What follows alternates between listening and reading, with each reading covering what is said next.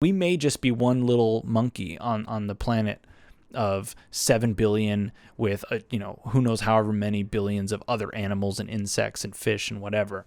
But at the same time, we all are so significant in this ecosystem. I mean, one person truly does affect so many people around them, whether it's the people in their job, the people in their family, their friend circles, the schools they go to.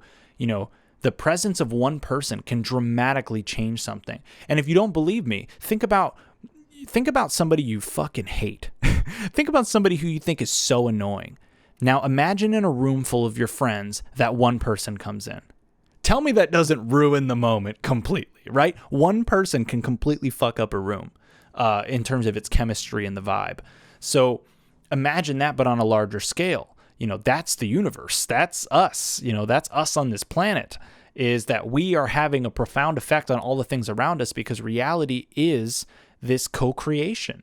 And I talk about this all the time, but it's like, I affect my environment. I change my environment. My environment changes me in return.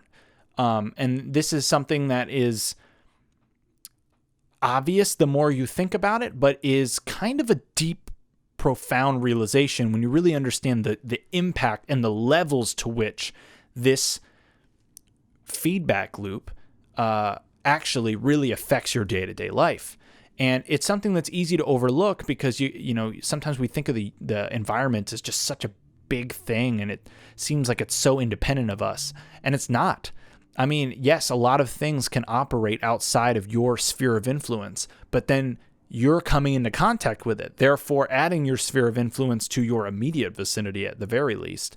And on top of that, having all of the other people's sphere of influences all coming around you.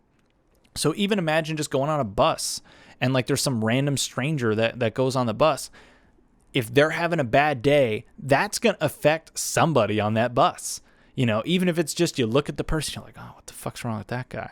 Like that's going to have an effect on you. And everybody has, without getting too woo-woo, everybody's got energy. Everybody has an energy about them. And everybody has this it's like this invisible fucking sphere around people. And this isn't scientific, but it is something that I think kind of bears itself out through just experience. But that is a palpable thing. If somebody is happy and feeling good and you're just around them, you just feel it. It's contagious.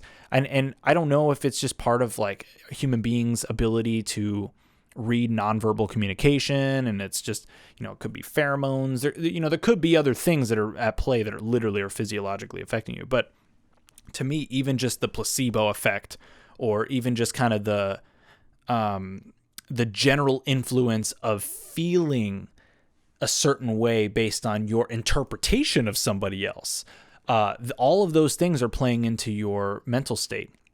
And when you're completely unaware, when you're completely mindless about what you're doing, you're not even conscious that shit's happening to you.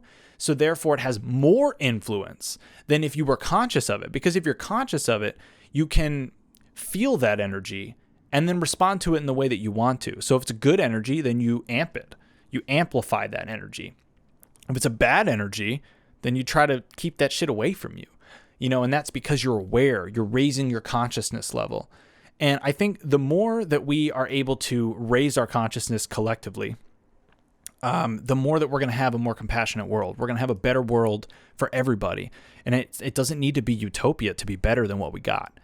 And when, so many people are committing suicide, we got to start looking at what are the fundamental causes of that.